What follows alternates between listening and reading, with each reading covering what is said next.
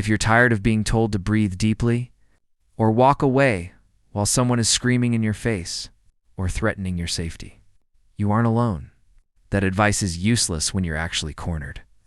It assumes you're dealing with a rational person, but in the real world, you're often dealing with someone who has lost all control. If you don't have a plan, you lose, and I don't mean you just lose the argument. I mean you lose your freedom, your money, and your peace of mind. Today, we're throwing out the standard soft-handed anger management advice. We're talking about tactical de-escalation. Most men operate with a caveman default. Someone insults you, your honor is challenged, and your brain demands you fight back. You want to shout? You want to get the last word? You want to win. But let me tell you something about true power. People of high status, CEOs, leaders, they don't get baited into petty arguments. They know that their time, their family's safety, and their mental focus are too expensive to trade. For a moment of ego gratification with a fool, when someone is yelling, they aren't winning, they are revealing their lack of control. They are showing everyone in the room exactly who they are, the crazy person. Your goal isn't to beat them at their game. Your goal is to be the operator in the room. You stay cool. You look around. You assess. You act with purpose.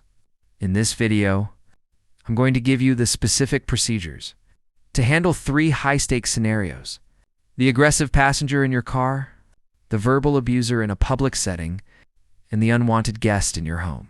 We're going to cover how to use your surrounding, how to document the situation legally, and how to exit, not because you're scared, but because you are the one in charge. You win by being the person who remains standing, in control and legally untouchable when the dust settles. Let's break it down. Now that you've adopted the operator mindset, prioritizing your objective over your ego, let's look at the first common trap: the aggressive passenger in your car. When you're in a vehicle, you're in a confined, high-stakes environment. If a date or companion becomes violent, aggressive, or controlling, the caveman response is to argue back. Try to rationalize with them, or worst of all, get distracted from the road. You cannot do that. You are the driver. You are the pilot. Your primary duty is the safety of the vehicle and its occupants. Here's your standard operating procedure SOP for when things turn south. 1. Neutralize the environment. If the person becomes aggressive, do not engage. Do not raise your voice. Your voice is a tool. Keep it low, flat, and steady. Pull the vehicle over as soon as you find a safe, well-lit, or populated area. Once the vehicle is in park, remove the key from the ignition or the fob from the console. You are now shifting from driving to managing an incident. 2. The broken record boundary. The aggressor wants a reaction. They want you to mirror their volume in chaos. Deny them that. Use the broken record technique. State your boundary clearly and repeat it if necessary. This behavior is unsafe and unacceptable. I am ending this conversation. You need to exit the vehicle so we can both calm down. If they refuse, do not plead. State the next step. If you do not exit, I will step out to call for assistance. 3. Tactical withdrawal. If they continue the assault, you do not physically drag them out. That is how you get a battery. Charge or a false allegation. You remove the variable from your environment. Exit the vehicle, move to a safe, visible distance, and call for support or local authorities. 4. Documentation. This is where your tech comes in. A quality dash cam that records audio and video. Inside the cabin is non-negotiable. If you don't have one, have your phone or a smart recording device ready. Do not make it a show. Do not hold the camera in their face like a weapon. Set it to record discreetly. You aren't filming for social media. You are creating a factual record of the event for your legal protection. When you act with this level of clinical detachment, you aren't just handling a date. You are de-escalating a hazard. You remain the calmest person in the car, and you leave the aggressor with nothing to latch onto. You remain untouchable. and you ensure that the only person in the car losing their composure is them? In the next part, we'll break down how to apply this same operator logic when you're cornered in a public space, like a restaurant, and someone decides to make you the target of their performance. Part 3. The procedure scenario 2. Public spaces. When you are in a public space, the rules of engagement shift. In a vehicle, you have the advantage of being the pilot. In a restaurant or a public venue, you are operating in a shared environment. The aggressor knows this, and they will weaponize the presence of onlookers to force you into a corner. They want to create a scene that shames you into compliance or draws witnesses to their side. To maintain your operator mindset, you must treat public confrontation as an exercise in scene management. 1. The spatial pivot. Do not allow the aggressor to pin you. If the conversation becomes volatile, do not stay seated if it limits your mobility. Stand up not to loom, but to maintain your personal space and gain a clear view of the exits. By standing, you change the power dynamic instantly. You are no longer a target seated at a table, but a person capable of movement. If the situation warrants, move toward the front of the venue or toward staff. 2. The third-party rule. In public, your best defense is the presence of neutral witnesses and staff. If the aggressor is shouting, do not try to shush them. Instead, calmly signal for a server or manager. You are not asking for permission. You are informing them, I am uncomfortable with the behavior at this table. Please facilitate my exit or help de-escalate this situation. This immediately alerts others that you are the rational party seeking order, not the source of the chaos. 3. The clean break.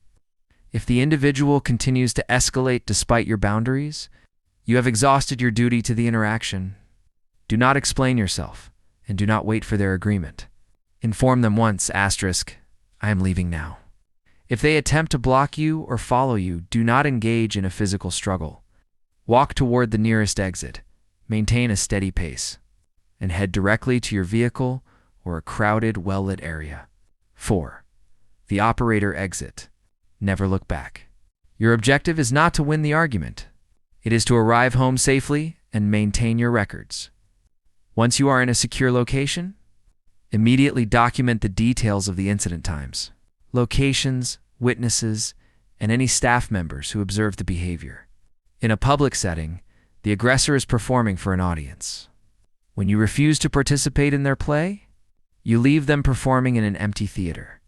You deny them the conflict they crave, and in doing so, you maintain your dignity and your safety. You have now covered the vehicle and the public space. Part 4. The procedure scenario 3. The home. When an individual becomes aggressive within your home, the environment shifts. You are no longer just a driver or bystander. You are the owner and defender of your sanctuary. You possess the legal and moral authority to dictate who occupies your space, and your objective is total control of that environment through swift eviction. 1. The sanctuary boundary. Do not attempt to de-escalate by sitting the person down or engaging in a conversation on the couch. Move to a neutral standing position to maintain your mobility and authority. State your boundary clearly and without ambiguity. This is my home. Your behavior is unacceptable. You are no longer welcome here. Gather your things and leave immediately. 2. Document and clear. As you issue the order to leave, begin building your factual record. Activate your smart home cameras, or use your phone to record the interaction. Clinically, not aggressively. If they begin to scream, walk to the door, open it, and wait. Do not hover or bait them. Simply act as the gatekeeper. Give them the physical space to exit, but do not move from your position by the door. 3. Third-party leverage. If they refuse to leave and continue their verbal or physical assault, you are dealing with a trespasser, not a guest. Do not issue repetitive threats, as this weakens your stance. Issue one final warning, I am calling the authorities to have you removed. If they remain, make the call. When speaking to emergency services, remain calm and factual. I have an individual in my home who is being aggressive and refusing to leave. I am in fear for my safety and require assistance. For tactical withdrawal. If the person becomes physically violent or introduces a weapon, do not fight them for the house. Property is replaceable. Your life and legal standing are not. If they refuse to leave and escalate, retreat to a secure room, lock the door, and prioritize your safety until law enforcement arrives. You have already established your boundaries. Allow the professionals to handle the physical removal. 5. Post-incident protocol. Once the situation is resolved and the individual is removed, secure your perimeter. If they had access to keys, change the locks immediately. Review your documentation to ensure you have a clear account of the event. This process is not about being mean. It is about maintaining the integrity of your home, so you can function as the man of the house. You now have the full triad: vehicle, public space, and home. Are you ready to finalize the outro? We've walked through the scenarios, the car, the public space, and the home. But if you take only one thing away from this, let it be this: conflict is not a sign of strength. Low-status men view physical confrontation as their first option because it is the only one they have. They are reactive, impulsive, and easily manipulated. A powerful man, an operator, has a library of options. He has de-escalation. He has spatial awareness, and he has the calm, clinical ability to manage a scene so that the conflict never reaches the point of physical violence. Defending yourself physically is your last resort, not your default setting. It is a necessary skill to possess. But a man of high status uses it only when every other tool in his kit has been exhausted. You don't win by throwing the first punch. You win by refusing to be dragged down to the level of the person trying to disrupt your life. Maintain your situational awareness. Keep your eyes up, stay present in your environment, and never let someone else dictate the terms of your day. You are the architect of your own peace. If you found value in this breakdown and want to dive deeper into the dynamics of maintaining your standards and protecting your reality, pick up my book, Fighting Cheating Culture, available now on Amazon. If you're ready to stop playing the game by someone else's rules, welcome to Responsible Masculinity. Hit that like and subscribe button. We're building a community of men who value control, logic, and responsibility over the chaos of the status quo. Stay calm. Stay in control. I'll see you in the next one.